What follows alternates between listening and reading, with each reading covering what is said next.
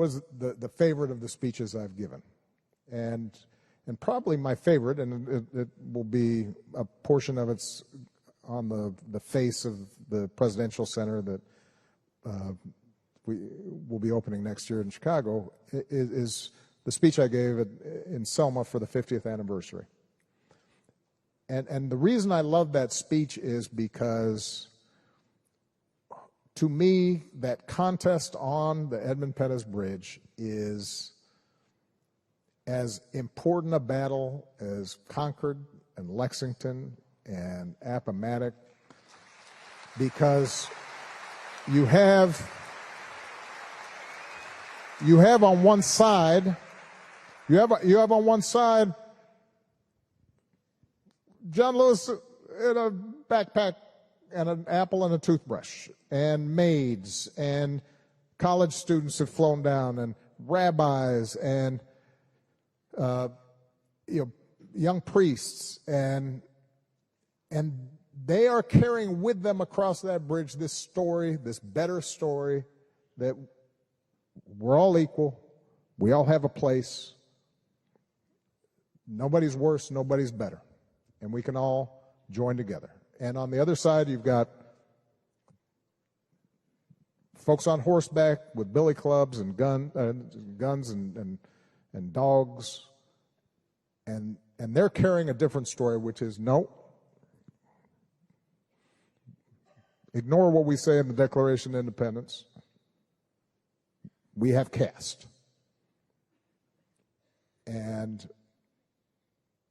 some people are better and more deserving than others and have more power and more wealth.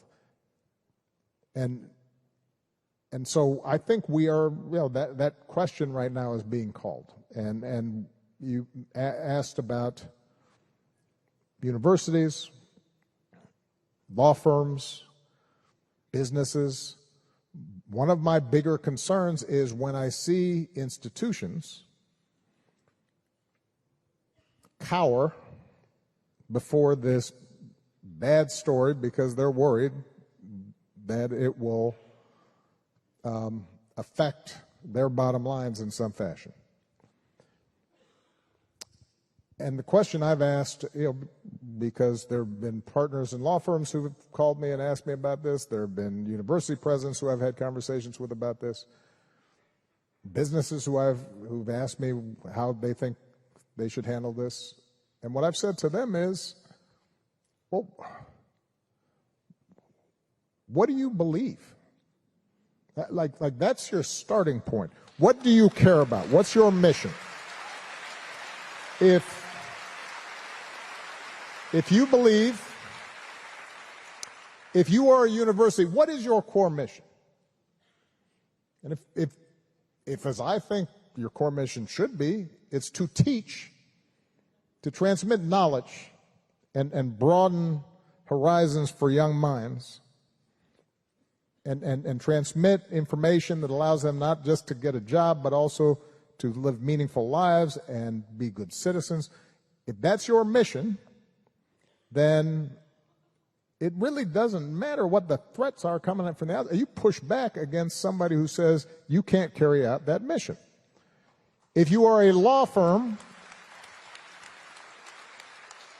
then now obviously you're running a business, it's a partnership, you're billing, you want clients, but you're also all supposed to be officers of the court.